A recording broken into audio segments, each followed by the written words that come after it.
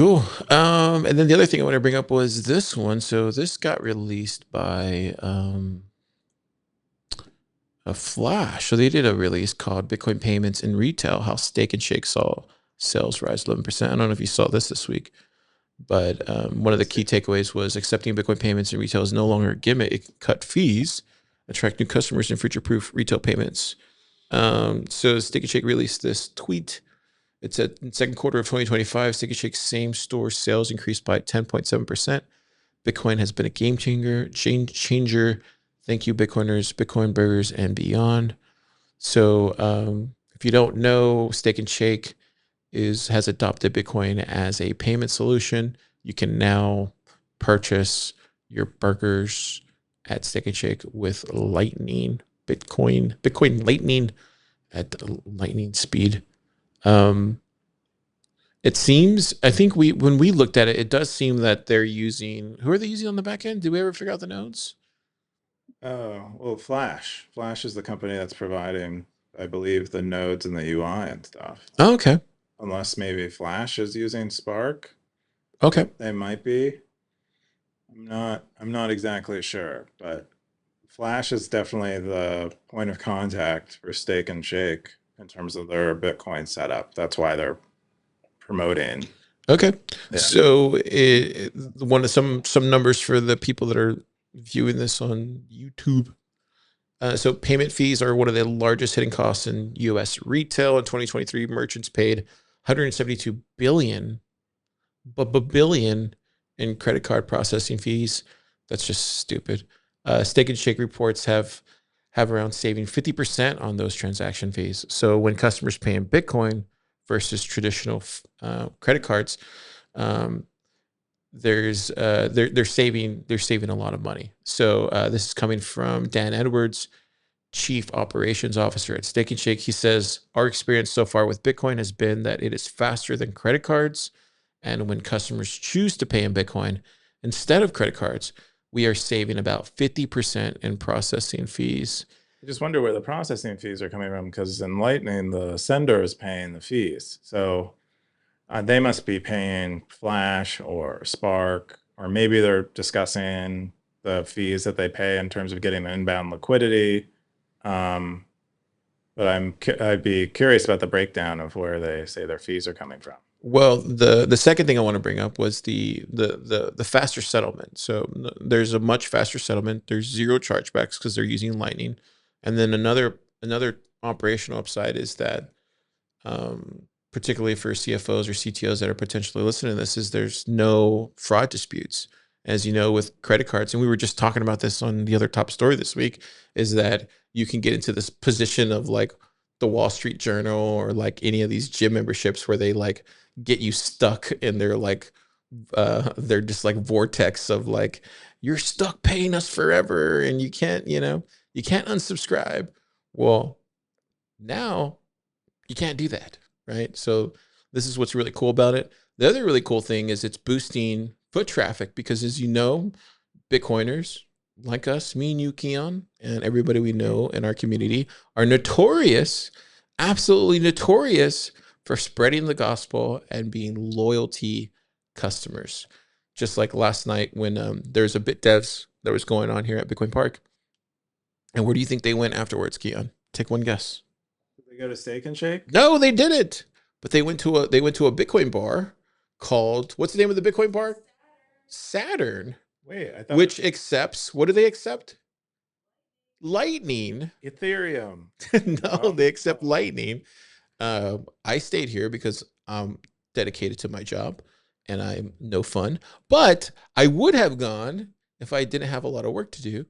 Which I'm saying is, like, if you accept Bitcoin at your establishment, at your retail store, at your burger bar or Steak and Shake, you're going to see boosted foot traffic, and Bitcoiners will come out there and represent, and you will get plugged, and you will save money in the process. So considering all this, 95% of crypto buyers are millennials, turns out, and Gen Z. So all I'm saying, Keyan, is there's a differentiation happening and there's some new innovation around the corner. And this confirms that Bitcoin is the solution for retail, for retail, small, medium-sized business struggling out there. What do Hmm. you say, Keyan? Uh, I say, okay. That's really all I have to say to You're not bullish on this? all of that. Um, not really in particular. I'm super bullish on this. I think the chargeback thing is, I had a point about the chargeback thing because you were like, Yeah, I had to get through all of this for the. the subscription stuff. This would be actually worse because the third step of Simple Stacker's post is where he goes to his bank and he's like, these guys are defrauding me of this money. Um, and that if he uses Lightning to pay for that subscription, he wouldn't be able to do that because once the money is gone in Lightning, it's gone. So Bitcoiners are just the reason why this is good for the merchant is Bitcoiners are used to just not being able to claw back their money if they have to. Well, you do know that like we're also notorious for screaming at your mouth and your and blowing up your socials if you Yeah, so I'm being sort of tongue in cheek about this, but it is true. Like, there's no chargeback, which is great for the merchant, but it's also in some cases going to be bad for the customer. And so it's worth discussing those trade-offs. Is like it'd be nice in some situations if you could actually claw back Bitcoin, I, but on some levels, is a feature that you can't claw back. I think it's amazing. I think this is where I think you're even seeing with AI where they're kind of trying to figure out if like that bubble has burst and where's the where is the like where is the baseline for that at some point like I think this is all relative. I think this is all happening at the same time. Are we miles away from it? Absolutely. Are we years away from it? Absolutely. All I'm saying is this reminds me of MicroStrategy in 2020. Um, before this is all I'm saying. This is the beginning of that. That's all I'm saying. Pay attention. It's gonna happen slowly, and then it's gonna be the same thing. Okay, So I'm saying this is MicroStrategy 2020. interesting call. We'll see I'm how right. if that's true or not. I don't. I mean, it seems like there's only one. Most people are estimating that no one's really going to be able to compete with MicroStrategy, and because on some level there is a first mover advantage. Oh, I'm not talking about The the treasury, I know. yeah, I'm talking about more about putting Bitcoin on its balance sheet. This is what that is. This is micro this Oh, yes, this okay. is You're not talking about accepting Bitcoin as payment, but just having Bitcoin on the balance sheet. yeah. Okay. This reminds me of when MicroStrategy put Bitcoin on its balance sheet. This is the same thing of like a company um, using Bitcoin as a payment solution side by side with its Yeah. fiat terminal. That's Well, the same thing like that in 2020. What MicroStrategy did. that's kind of my point is like I'm not that kind of presumes that this is the value here is not the marketing strategy. And I think most of the value that Shake and Stake has had from this move was that it got Shake and Stake on the mind of a bunch of people who otherwise wouldn't be familiar with Shake and Stake. Um, and if there are a lot of companies that are accepting Bitcoin as payment and using it for marketing, it has this kind of dilutive effect, sort of like adding more treasury companies has this dilutive effect to the Mm, benefit of starting a treasury company.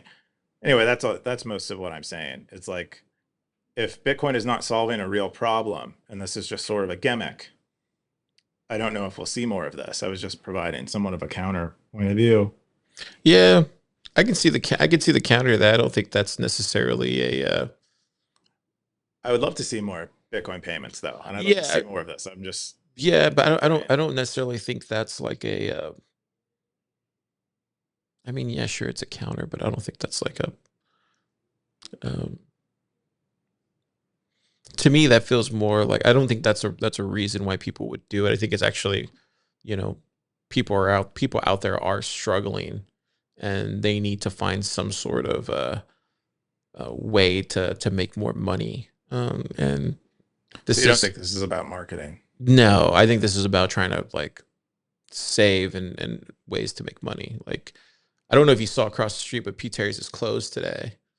No, I didn't know that. Yeah, look across the street. Like P. Terry's is closed How am today. I going to eat under $20 today? No, but I'm saying like Why it's is it closed? because of all the fiat stuff that's happening outside that building. Um, I think and it's just like the city upgrade infrastructure, right? but this is these are the fiat. This is the fiat establishment like that's happening inside the city. Like this is where I'm trying to say is like this type of infrastructure that's slowing things down is like is wreaking havoc amongst our city, and this is gonna continuously happen, and this is gonna continuously force people to find other ways to save and look for ways to make to create more value or to save money. And I think you're gonna see more and more companies do that, and I think there's going to be more and more companies have to find. It's just like the depression where people had to reinvent themselves and people had to try different things, and there other companies just closed down. And I think that's what you're going to see this decade. You're going to see more and more of it happening. So I think Bitcoin is part of that solution to making that happen. So you'll see some of them flourish and then some of them won't. But that's Car's take. All right. Cars take. Weekend.